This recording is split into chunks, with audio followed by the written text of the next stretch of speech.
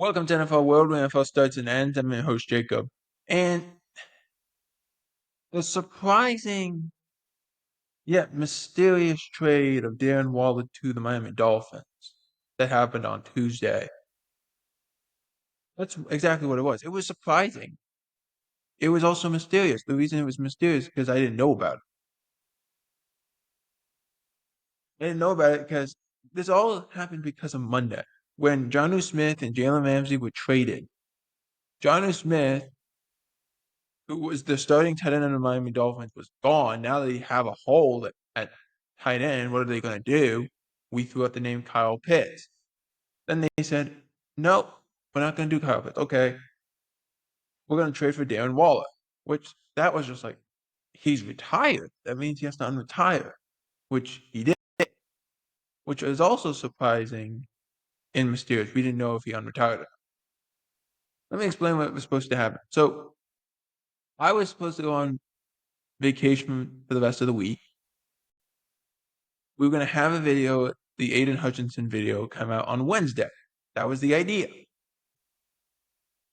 And then this news came out on Tuesday.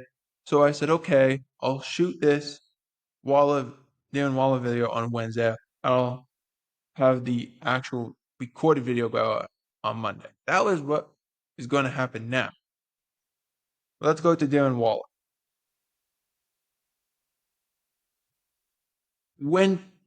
Okay, let's say it this way. I was surprised by it because I didn't know he wanted to play football again. This is completely circumstantial, but apparently what happened was around December of 2024, he had told a couple of his teammates that he wanted to come back and play football. That bug was just eating at him, that he wants to come back and play. That was what is completely circumstantial. I get that. But that's what was being said, apparently. Now, a little bit further backstory, we have to go back in the time machine to 2023. So in 2023 offseason, Darren Waller is getting married. And I just have this picture in my head because he got traded. I just have this illustration in my head of Waller and his bride at the altar. Here comes Josh McDaniels running into the church with a piece of paper saying, I hope this is an early wedding gift. Here you go. You're getting traded to the New York Giants. Good luck. That's just it's like this most cartoonish thing ever. That's how I had it pictured in my head. So Waller gets traded to the Giants, and in 2023, in the 2023 offseason, plays horrible, really bad football. 52 catches, 552 yards. Didn't really do anything. Yeah, under 5 catches a game, under 46 yards a game. He was not very impactful. He retires after heading into that offseason of the 2023-2024 season, heads into the offseason, doesn't talk to anybody. They can't get a hold of him. They could barely get a hold of him during the season. They can't get a hold of him now. We get to the split. The Giants, he said, I'm done playing. I don't want to play with it for you anymore. I'm going to retire. So he retires, becomes a rapper, has some moderate success. And then in December, starts talking back with his teammates, saying, I got this. I want to come back and play football. I don't know what it's going to be. Now, he says, in July 1st, I'm unretiring, but I don't want to play for the Giants. Dolphins are willing to trade go to the Dolphins. They said, yep.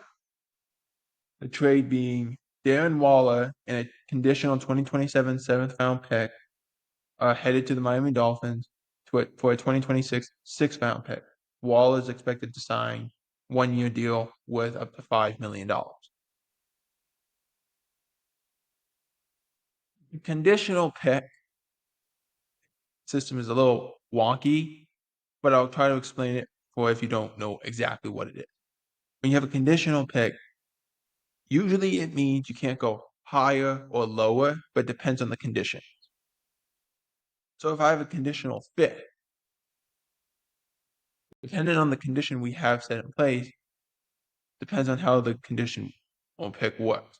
The conditional pick could be as high as a 4 or even a 3, or as low as a 6, or only as low as a 5, depending on how the pick works. When you get a conditional 7, that means the lowest could be is a 7, or the highest could be is a 6, or whatever the condition is. But it also could be the conditional pick 7 if he doesn't meet the requirement or anything like that. Could be as low as we don't give you a pick at all. That depends on how it works, but it is wonky. So I'm assuming this was more pick. Let's see what he has. They really didn't devote much money to him anyway, so I'm sure like of the guarantees, it's probably vet guaranteed. That's it. So mostly just salary, and they'll just cut it, and that's it. So there's not really anything worth to it. But I want to go back into how he performed in 2023 in his run blocking grade. Not just he's mostly a vertical threat. That was how his style was. He's a vertical threat. In 2023, his run blocking grade was 40.9, which was down from his rookie year of 53. Meaning, and he's always been on not great run blocker, but that was bad. His passing grade was not explicitly mentioned, but in 2021, PFF gave him an 86 overall grade. Like, that's how they put it.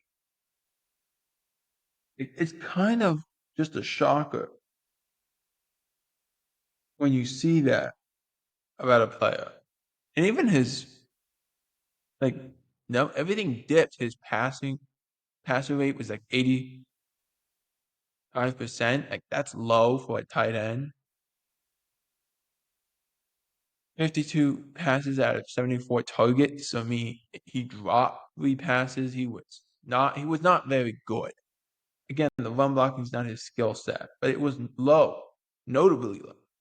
So you say, okay, this is a guy who's going to retire. That's not unexpected. Guy is 31 years old when he's retiring. Okay, doesn't have it anymore. The last time we saw him, it wasn't very good.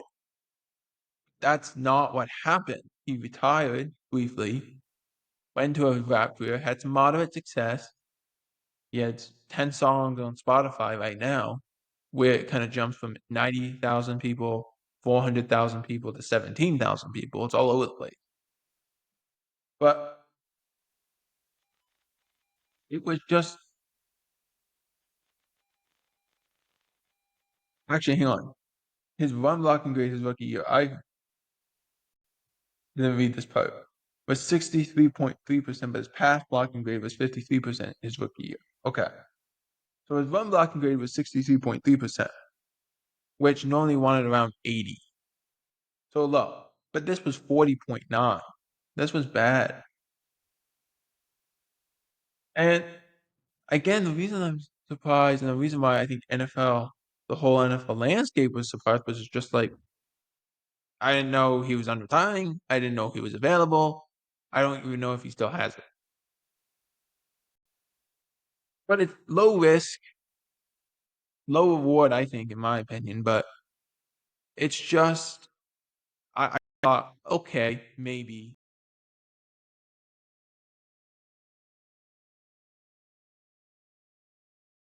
But again, low risk, low reward.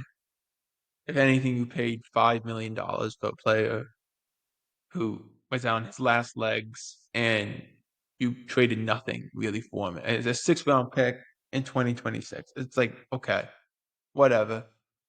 And you get nothing really in return for him anyway. You get a conditional 7, which the condition might be just if he's on the team. So I mean, I don't really feel any other way about this. It's surprising. I was surprised, but I wasn't. I'm like, okay, It was mysterious because I didn't know this was going to happen, and I'm pretty plugged into everything. So when I heard this, I was like, really? That's surprising, but not shocking in any way. But let me know in the comments what you think about this trade and who do you think won this trade. To me, I don't even know who won this trade. I would say the Giants, they got a pick in the 2026 NFL draft, and they were getting a guy who was unretiring they didn't want anyway. So I'm going to say the Giants won this trade over the Miami Dolphins. But let me know who you think won this trade in the comment section. While you're down there, like, share, and subscribe. It's absolutely free, helps us out a ton, and continues to show us you enjoy when news and trades happen in the NFL. For NFL World, I'm Jacob Hubert. Out.